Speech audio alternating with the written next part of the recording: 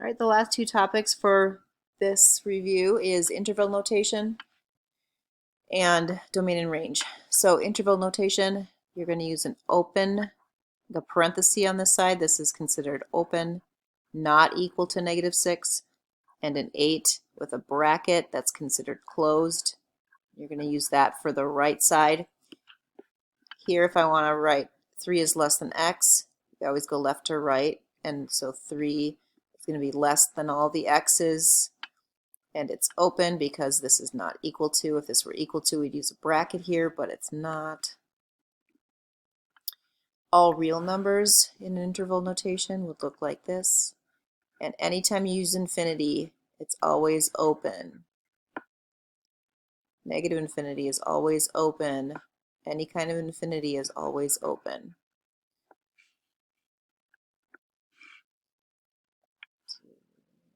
I didn't graph them, sorry. So graphing, you're going to make a number line.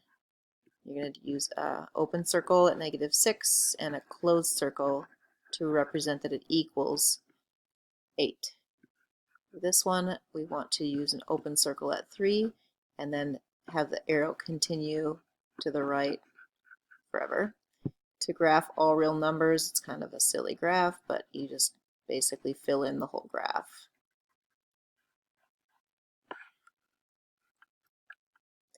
Domain is the possible x values, usually all real numbers. There are some exceptions. So if you don't know what the domain is, you can say all real numbers, but then look for these exceptions. Is there a denominator? Because the denominator can't equal 0. Is there a square root? Because you can't have any negatives under a square root. So we'll do an example of that in a minute. Range is the resulting y values. Usually it's all real numbers, but it helps to look at a picture of the graph and see what the highest and lowest values are, or to know what the graph looks like in your head. So to find the domain and range here, we see there's a square root, so we know it's not all real numbers. There's an exception. What's inside the square root, has to be not negative. So with the symbol we use for not negative is greater than or equal to 0. Thinking while I'm talking doesn't always work. Greater than or equal to 0. So we add 5 to both sides and we get x is greater than or equal to 5. So then our domain is all the numbers greater than or equal to 5. So in interval notation, it looks like that. The range, we have to know what the graph of the square root looks like. Remember, the square root graph generally looks like this, but the -5 inside means that it takes that graph and moves it 5 units to the right. Because of translation rules, anything inside goes the opposite of whatever that symbol is. So the range of this is the y values. So the lowest y value is 0, and then it just goes up from there. So it equals 0 up to infinity. For 3 over x minus 7, we would say all reals, except we see an exception. It has a denominator with an x in it, and we know that denominator cannot equal 0. So we solve this, and we say x cannot equal 7.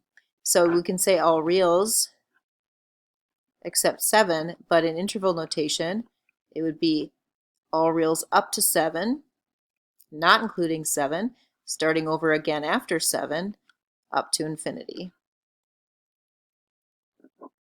The domain, or the range, that's the domain. The range, we have to think about the graph, and the normal graph of 1 over x looks like this. The 3 just stretches it out a little bit more.